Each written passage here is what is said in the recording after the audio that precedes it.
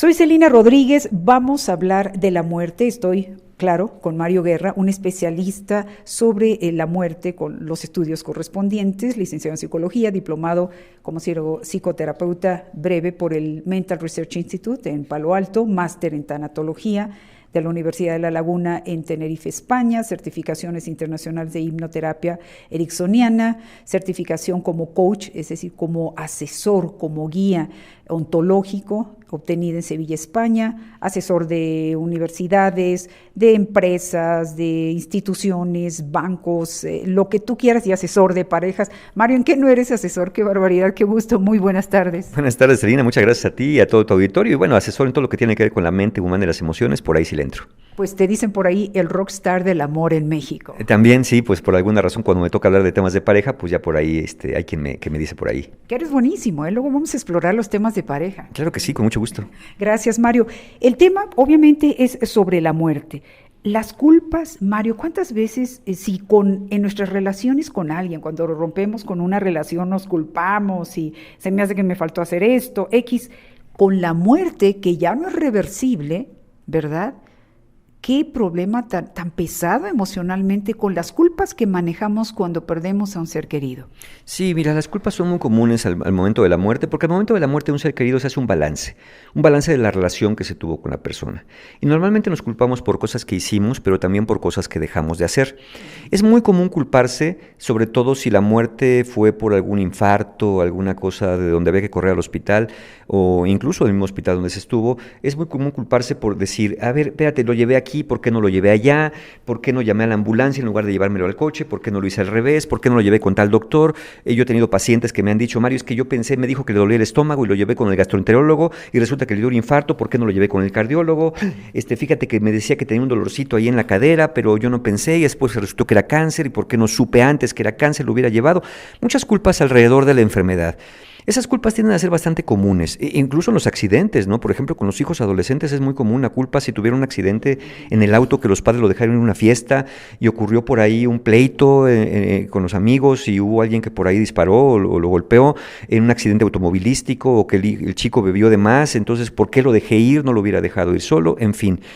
En nuestro país donde hay sismos en México, ¿no? De pronto que los padres se van a trabajar y el hijo en la escuela, que se cayó en la escuela, ¿por qué lo llevé a la escuela? Bueno, había que llevarlo, la vida sigue, pero el tema es que esas culpas por lo que se hizo o no se hizo alrededor de la muerte tienden a ser comunes, pero las culpas que más trabajo cuesta superar son aquellas culpas que se tienen acerca de la relación que se tuvo con la persona. ¿Cuál era la relación que tenía? Por las culpas de lo traté mal, estábamos siempre de pleito. Nunca le di lo que me pidió. Me pedía vacaciones, me pedía que viajáramos juntos y nunca hice. La culpa porque nunca le perdoné que de niño a él le compraron un trenecito y a mí no me lo compraron y siempre le tuve resentimiento. Yo hasta hace poco me enteré de una persona que en el funeral de la madre de ellos, una señora ya muy anciana, dos hombres, uno como de 65 años y el otro de 70, se empezaron a pelear en el funeral porque el de 70 le reclamaba al de 65 que a él sí le habían comprado un trenecito de niño, ¿no? Entonces, este resentimiento que se siente, la culpa que pudo haber sentido el otro, de decir, bueno, ¿yo qué culpa tuve que me compraran el trenecito a mí? ¿No? A lo mejor te compraron otras cosas. Entonces, la culpa que se siente por la mala relación que se tuvo con la persona ausente, porque se percibe que ya no es posible reparar, que ya no es posible pedir perdón. Hermanos que tenían años de no hablarse, que después al momento de la muerte dice, bueno, ya ni me acuerdo por qué nos peleamos, ni por qué nos dejamos de hablar, o después de la muerte dices, no era para tanto el haber hecho esto. Malas relaciones, engaños, mentiras, cosas que se iban dando, estas relaciones conflictivas generan mucha culpa. Que no digo que el haberte pensado que te equivocaste de hospital no sea una culpa que sea complicada, pero no es lo mismo una decisión del momento que años y años de mala relación donde cuesta mucho trabajo y donde uno tiene mucho material de donde culparse. Mario, las culpas a distancia, yo creo que todo a distancia se aumenta, ¿no? Para aquellas personas que nos estás escuchando, si tú que nos escuchas sientes alguna culpa con la pérdida de un ser querido, ¿qué les dices, Mario? ¿Cómo se puede resolver esto emocionalmente? Mira, si el ser querido vive, yo creo que sería momento de buscar hablar con esa persona. Hay personas que no quieren hablar con nosotros porque están muy enojadas. Uno debería insistir un par de veces, 2, 3 veces, oye hermano, hermana, papá, mamá, tenemos que hablar.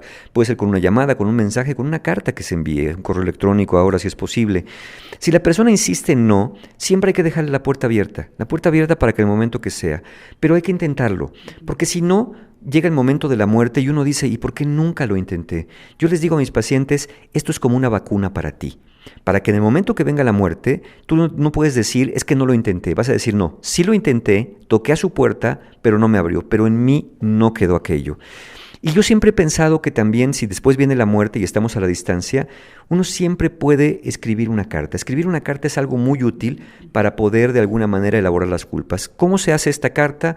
Bueno, se escribe primero de puño y letra, no se hace a computadora, de puño y letra. Se llaman cartas que no se envían, porque ya la persona está ausente, está muerta. Entonces, ahí escribo primero reconociendo aquello que hice. ¿Sabes qué? Reconozco que te metí, te engañé, me peleé contigo, que te insulté, me siento muy mal por esto. Primero, reconocer lo que hiciste, expresar cómo te sientes, reconocer el daño que hiciste a la relación por esto que sucedió y finalmente pedir perdón. Esta especie de confesión que se hace en esta carta, este reconocimiento de la parte que toca, es una forma de alguna manera de acomodar estas emociones, ¿no? Muchas veces uno quiere buscar al otro con el que se siente culpa para explicarle, para poder decirle y también para que reconozca que tuvo su parte. Es muy difícil que en un pleito familiar o en una diferencia familiar solamente uno sea siempre el culpable de esto, ¿no? No es imposible, pero es muy difícil. Generalmente los dos contribuyeron. Entonces estas cartas que nos envían ayudan mucho. A veces escribir esta carta y después leerla frente a una fotografía es algo que también puede ayudar, pero esto tiene que expresarse, porque la culpa que se siente y no se expresa se convierte en remordimiento.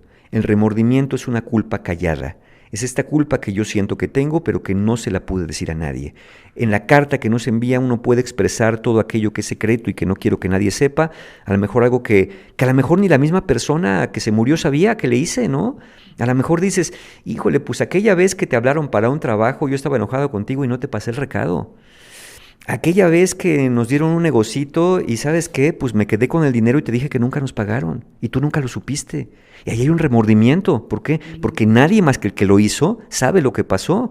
Y vivir en remordimiento es algo que va desgastando. Fíjate qué curioso lo que voy a decir.